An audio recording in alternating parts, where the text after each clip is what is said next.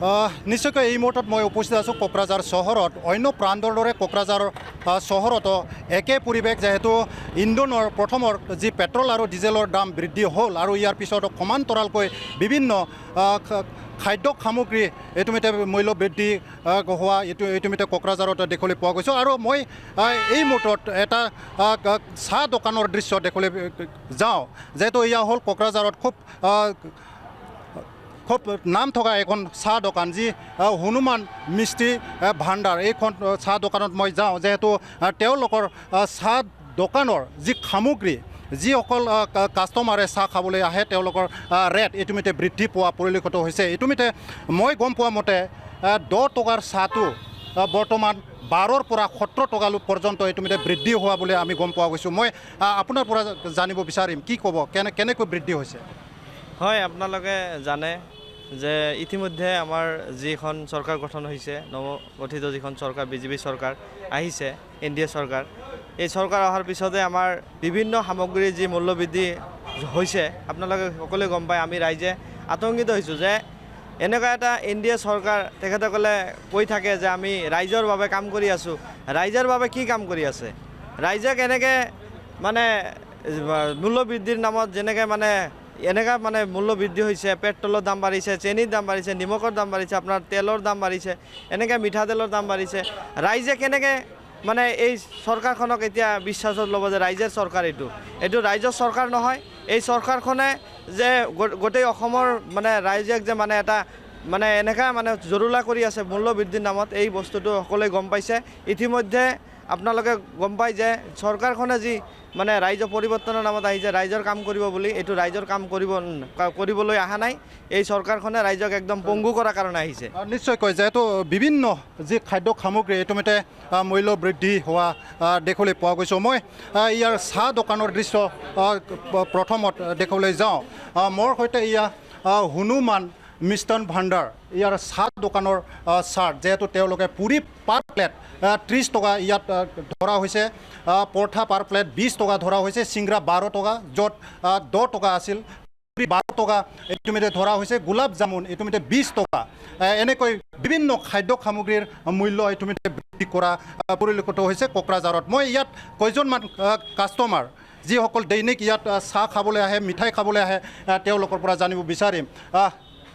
কি ক'ব, চাৰিওফালে মূল্য বৃদ্ধিৰ ঢৌ এতিয়া চলিছে। আমাৰ পাব্লিকৰ অসুবিধা হৈছে, চব বস্তু দাম বাঢ়িছে, প্ৰয়োজনীয় বস্তুবিলাকৰ দাম বৃদ্ধি হোৱাতে জনসাধাৰণৰ অসুবিধা পাই আছে। এইখিনিয়ে আৰু কমিলে ভাল হয়। এয়া নিশ্চয়কৈ এয়া হ'ল কোকৰাঝাৰবাসীৰ প্ৰতিক্ৰিয়া। যোৱাকালি মুখ্যমন্ত্ৰী যি ডক্টৰ হিমন্ত বিশ্ব শৰ্মাই গুৱাহাটীত এখন জৰুৰী বৈঠক তেখেতে মিলিত হৈছিল, আৰু ইয়াৰ পিছত প্ৰতিটো যি জিলা আয়ুক্ত তেওঁলোকক নিৰ্দেশ দিছে যে এই মূল্যবৃদ্ধিক নিয়ন্ত্ৰণ কৰিব লাগে। মই আপোনাৰ পৰা জানিব বিচাৰিম, কি ক'ব, কিয় এনেকৈ বৃদ্ধি পাইছে? লাষ্ট প্ৰাইচ লিষ্টটো যিটো বঢ়াইছিল, এইটো 2008ত বঢ়িছিল। তাৰপিছত এতিয়া 7 বছৰ পিছত ইনফ্লেশ্যনৰ কাৰণে তেতিয়াই দামটো বাঢ়িছে, অলপ 10 টকাটো 12 টকা হৈছে। এনেকুৱাও ইমান দাম বঢ়া নাই। 2008ৰ পিছত এতিয়ালৈকে ইনফ্লেশ্যন মষ্টলি 20% to 30% গৈছে, তেনেহ'লে ইমান দামটো বঢ়া নাই। আপোনাৰ মতে এই দাম বাঢ়া নাই বুলি না, যিটো মিঠাই চলি আছিল, যিটো 10 টকা চলি আছে, সেইটো 10 টকাই চলি আছে, 15 টকাটো 15 টকাই চলি আছে, 20 টকাৰো আছে। এনেকুৱা নহয় যে গোটেই বস্তুটো 20 টকা 25 টকা হৈ গৈছে। 10 টকাৰো বস্তু আছে, 12 টকাৰো আছে, 15 টকাৰো আছে বস্তু বেলেগ। চাহৰ দাম 12 টকাৰ পৰা 70 টকা পৰ্যন্ত আপোনালোকে? চাহৰ দামটো 12 টকাই আছে। আপোনাৰ স্পেচিয়েল চাহ যিটো হয় এইটো 70 টকা আছে, আৰু যিটো নৰ্মেল চাহ আছে এইটো 12 টকাই আছে। চাহটো এনেকুৱা নহয় যে 70 টকাই আছে, 12 টকাও চাহ আছে। কি ক'ব, আপোনালোকে কি কাৰণত এনেকৈ বৃদ্ধি কৰিব লগা হৈছে? এইটো ইনফ্লেশ্যনৰ কাৰণে চব বস্তুৰ দামটো বাঢ়িছে। তেল হওক, ৰিফাইন হওক, দালি হওক, যিমান বস্তু আছে, আটা হওক, ময়দা হওক, যিবিলাকি বস্তু আছে চবেই বস্তুৰ দামটো বাঢ়িছে। এনেকুৱা নহয় যে এতিয়াহে বাঢ়িছে, এইটো লাহে লাহে বাঢ়ি আছে। এতিয়াতো এনেকুৱা নহয় না যে এইটো দোকান যে আজি দামটো বাঢ়িব, কালি আকৌ আৰু বাঢ়িব, এনেকুৱা নহয় না। এইটো 7 বছৰ 10 বছৰ পিছততো এনেও দামটো বাঢ়িবই বস্তুকেইটাৰ।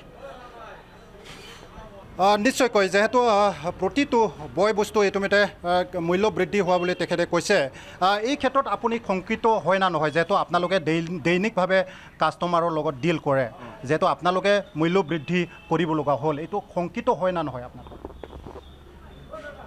মানে বুজা নাই আপোনাৰ কাৰণে ভাবিব লগা কথা হয় না নহয় এইটো ভাবিলৰ কথা হয় মানে চবে বস্তুৰ দামটো বাঢ়িছে ইয়াৰ কাৰণে বাঢ়ালো হ'ল মানে চেলাৰী হওক যেই বস্তু কিনি আছোঁ যেই বস্তু মানে বিক্ৰী কৰিম এইটো মানে কষ্টিংটো কৰিব লাগিব না তাৰ পিছতে মানে বিক্ৰী কৰিব পাৰিম নহ'লেতো নোৱাৰিম এতিয়া এনেকুৱা হ'লেতো নচলিব না এতিয়া চিলিণ্ডাৰৰ দামটো 1,000 টকা একেবাৰে বাঢ়ি গ'ল তেনেহ'লেতো বস্তুৰ দামটো মই বাঢ়া নাই না যে এতিয়া মানে 12 টকা হ'ল তেনেহ'লে 15 টকা কৰি দিম এনেকুৱাতো নহয় না বস্তু দোকান আছে এইটো একটা লিমিট লৈ চলিব লাগিব কেতিয়াবা লছো হয় কেতিয়াবা লাভো হয় এনেকুৱা নহয় যে আজি দামটো বাঢ়িছে তেনেহ'লে কালি মই বস্তুটোৰ দাম বাঢ়াই দিম 1,000 টকা যেতিয়া চিলিণ্ডাৰ বাঢ়িলে তেতিয়াও মোৰ 12 টকাই আছে চিঙাৰটো এনেকুৱা নহয় যে চিলিণ্ডাৰ কাৰণে মোৰ দামটো বাঢ়িছে এইবিলাকো কথা নহয় যে দোকান আছে এতিয়া আজিহে দামটো বাঢ়িছে যেতিয়া চবে মানে ফুল ইণ্ডিয়া মানে এইটো চলি আছে তেনেহ'লে এইটো চলিব লাগিবই অলপ লছ হ'লেও একো নাই তাৰপিছত মানে দামটো কমিবই লাহে লাহে চব বস্তু ঠিক হৈ গ'লে